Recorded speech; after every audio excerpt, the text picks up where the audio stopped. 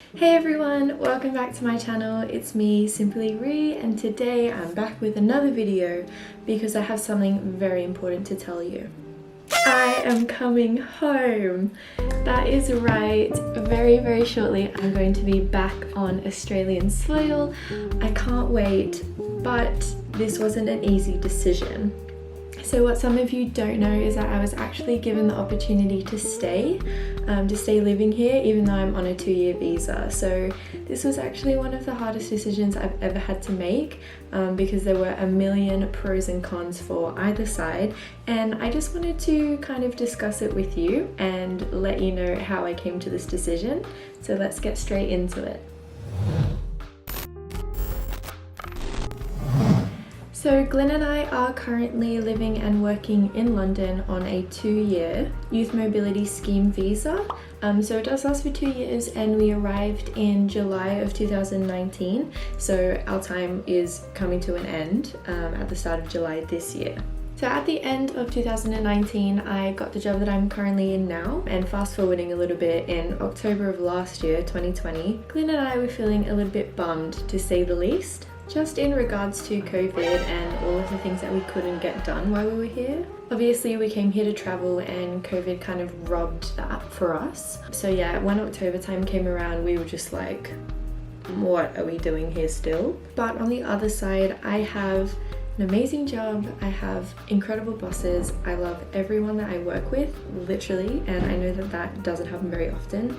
So I am very grateful for the job that I have, and I'm good at it, which kind of helps as well.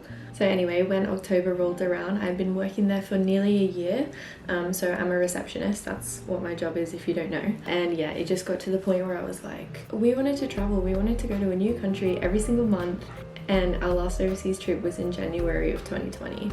So anyway, I was feeling pretty robbed. And obviously because Glenn works in hospitality, he hasn't been working for a while now. But yeah, the visa that we're on is for 2 years, and if you're aged 18 to 30, you can apply for it, but it can't be extended. Now, for us, we already knew this. We knew that we were just going to be overseas for anywhere from a few months to the whole 2 years. But then in October, my bosses dropped a bombshell and they said that they wanted to sponsor me. Firstly, this is like a great ego boost.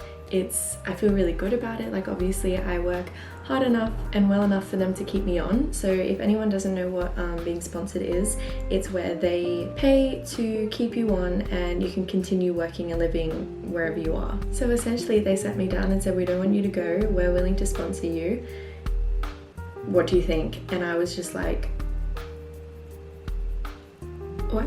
Because from the start we knew that we were going to be home in July of 2021 regardless of what was happening. And then now this just threw a spanner in the works and I literally didn't know what to do. So anyway, they dropped that, kind of left me for a while to think about it, and that is when Glenn and I went on our Scotland trip. So if you haven't seen that, click on the link. And after that trip we were like, wow, like this is the reason that we wanted to be here in the first place, and now I've been given this opportunity to stay, let's consider it. So the pros regarding this is pretty simple. One, we would stay living in London, we would be able to hopefully travel again one day, and you can literally just take weekend trips to other places in Europe. It's wild, and that's the whole reason that we wanted to be here. Also, I love my job, I like what I do. Like I said, I'd like to think that I'm pretty good at it too. Yeah, I work really hard, and I think that's because of the environment that I'm in. Like, I genuinely like everyone that I work with, I have a really good support system there, and yeah, there's definitely room for me to move up and learn more things and get better at what I'm doing. So I really wanted that because I haven't really felt that way about any other job that I've had before, which to me isn't shocking. The pay for what I do is pretty decent, and it's somewhat similar to what it would be at home anyway, and it would provide me with some really good experience for when I did eventually go home, because let's face it, I have no idea what I want to do with my life and my career. So on the other hand, with the cons, it's hard because I'm obviously away from my friends and family that I adore and I live for, which, you know, it's already been 2 years, and I've seen my mum and my stepdad, and I've seen a couple friends, but even so, that was in like 2019. So it's still a very long time for me to be away from home, especially when I came over here with the mindset that I was only going to be away for 2 years. Oh, and also the biggest con of them all, COVID. This is what really destroyed me in this decision-making process. I was like not a real person for about 3 weeks because I couldn't make up my mind. 3 weeks actually, I think it was longer than that. To my friends and family watching this, I know that you know how much of a train wreck I was, and I apologize for that. So if COVID didn't exist, it would have been a no-brainer for me. I would have loved to have stayed on, mainly regarding travel and the way that I can move up and improve in my job. But then I also had to consider the fact that the UK is it was the worst in Europe at the time for COVID cases. I didn't really see the light at the end of the tunnel because it was still in lockdown when I was making this decision. And to me, I didn't think anyone would be traveling internationally for a very long time. Whereas with Australia isn't that bad. It's like, okay, you get a couple cases, close everything down for what, like 5 days? That's absolutely fine, that's doable. Here, it got to 60,000 cases in 1 day. Mind blowing. So if we didn't have COVID, it would have been so much easier. I would have been like, yep, fine, whatever, I can go and visit. And I was kind of looking at these pros and cons without knowing the full extent of what staying on would actually mean.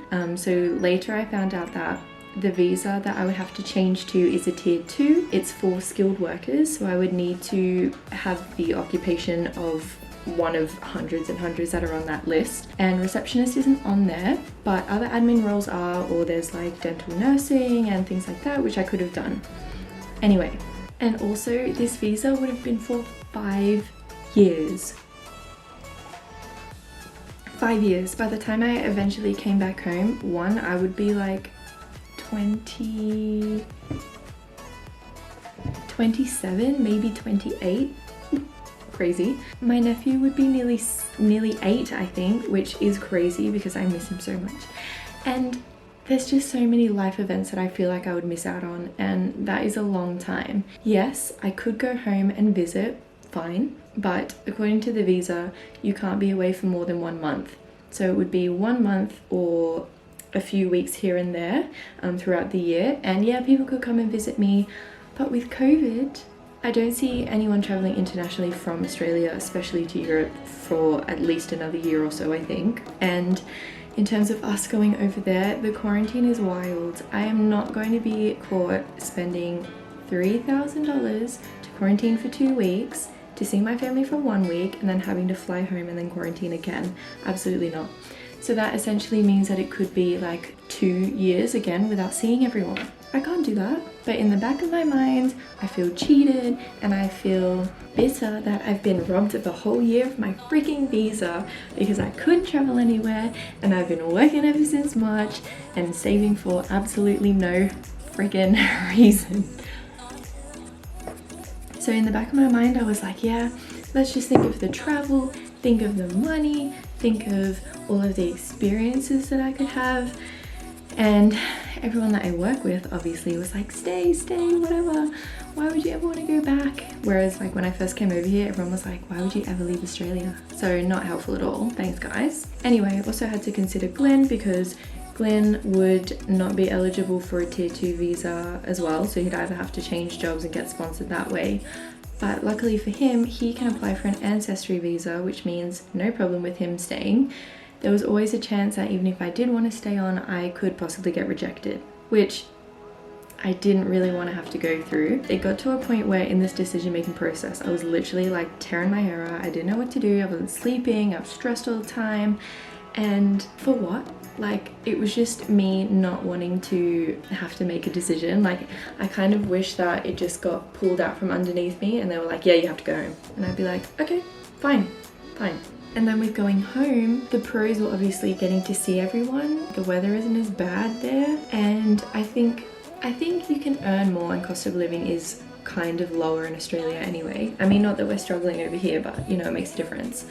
And I feel like because I don't know what I'm going to do with my career, I'd rather have the support of those around me, like physically around me, to get me through that and figure out what the hell I'm going to do. But on the other hand, that was a con for me going home because I didn't want to get stuck into the same routine that I was in, being miserable because I didn't know what I was going to do with my life, which ultimately led me to being over here in the first place.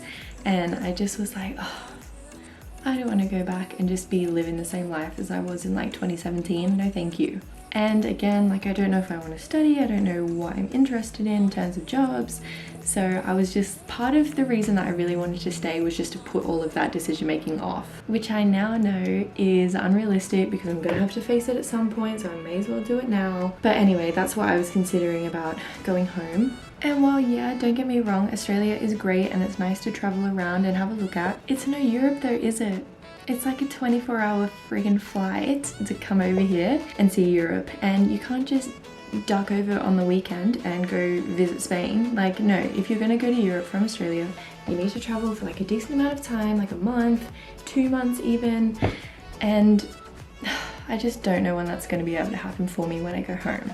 So these were all the things that I was considering. Like I said before, I was so stressed. And now I was born stressed, so I knew that this was going to happen and that I was going to tear myself apart until I made a decision. But ultimately, how I made this decision was actually partly from help from my therapist, because once I took away all of the reasons for staying or leaving that included people other than myself, I was just left with the things that only affected me. And what came down to it was, I miss my family. COVID freaking sucks in the UK. I want to live a somewhat normal life. Can't do that over here at the moment. So I just want to go home. And then of course, I made my decision. I told my employer, absolutely fine. They were great, very supportive, thankfully. I told my family, bless them, and they cried. That was really cute. And then in February, Big Boris came out and said, oh, here's my new plan, guys. And for the summer, everything should be back to normal. So then I was faced with the whole, oh great, everything's opening up at the exact same time that I'm leaving. But thankfully, I've had enough time to just start to look forward to seeing my family, and now nothing will stop me from going home because I'm so freaking excited. I want to see everyone, and I'm just gonna have to deal with the fact that I have no life goals. I'm just gonna have to work hard, figure out what the hell I want to do, and just live my life. So yeah, don't get it twisted. I'm super scared about going home. I don't know what it's gonna be like, but ultimately, I think it's the right decision. And I feel like, considering all my pros and cons, even now when I look back at it, I think I made the right choice.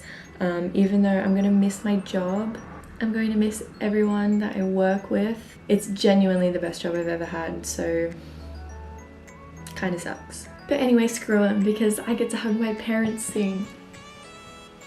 And you all know I'm gonna come back to Europe at some point. Like, there is no way I did half the things that I wanted to do. Now, don't get me wrong, I'm very grateful. I did go to a lot of countries, but I'd like to go to a few more. So I'm gonna make it happen. But anyway, I'm literally filming this in my room because we're still in lockdown number 700.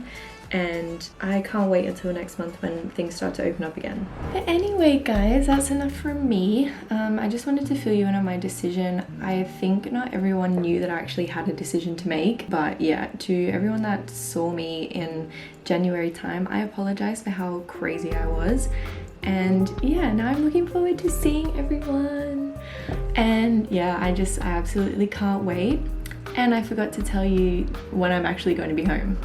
So I'm going to be home in June, and I'm not going to say the date just because there's a chance that we could get bumped off our flight, and I don't know if that's going to happen or not, so I'm not going to tell you the date. But then we have 2 weeks of quarantine before I can actually physically see everyone. So anyway, that should be around July time when I'm back home in my own bed, in my own house, and back to my usual antics. So anyway guys, I'm coming home.